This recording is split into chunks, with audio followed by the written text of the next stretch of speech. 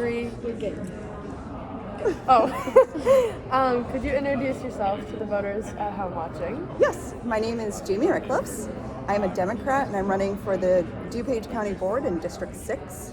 So I grew up in a small farming community, much different than here, on the west side of Illinois. And I grew up in a proud union home. My dad was a road construction worker and my mom did metal care billing, so they worked really, really hard. And I got that from them. Hard work, honesty, kindness, those are really important things growing up, and they're still important to me today. I went to UIC Carbondale, go Salukis. I got a master's degree in historical studies focusing on women in the military and how that affected their idea of femininity. And it's really funny because some of the things I learned today in the 1940s are still actually happening today. So it's like it's still prevalent the way that we view women and the way that they participate in our defense. I moved to Chicago and met my husband doing volunteer work, and then we moved out to DuPage County in 2008. I have 2 kids, Benjamin who's 6 and Samantha who's 4. And then we moved to Warrenville in 2018 and actually live right down the street on Herrick, so yay!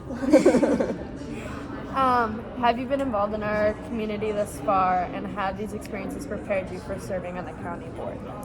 Well, I did my first Habitat house when I was 13 in rural Kentucky, and I was hooked because we were tired and exhausted, but we had done something really great that day. And I like helping people, and that's really why you want to serve anybody in DuPage County.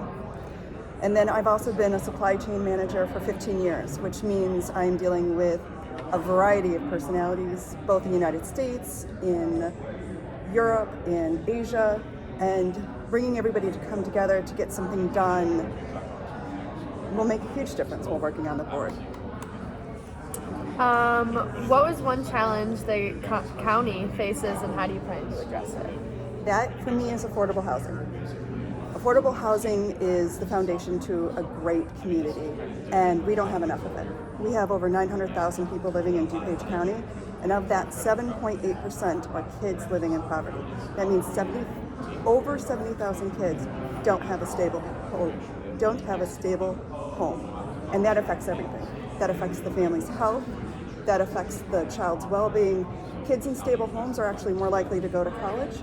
Kids in stable homes do better in school. So really it's an investment into the community to build a strong middle class. And actually, buying a home is usually the first step to stopping generational poverty.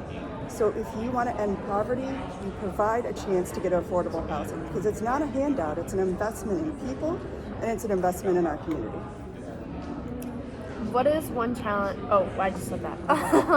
What are your long-term goals for serving the county board, and how will you accomplish them? Of course, we already talked about affordable housing and making sure that every person that lives in DuPage County has an opportunity to be a homeowner, condo, townhouse, home, whatever it is. But the other major thing is being an inclusive county, making sure that everybody that lives here not only has an opportunity to thrive, but feels like they belong in DuPage County.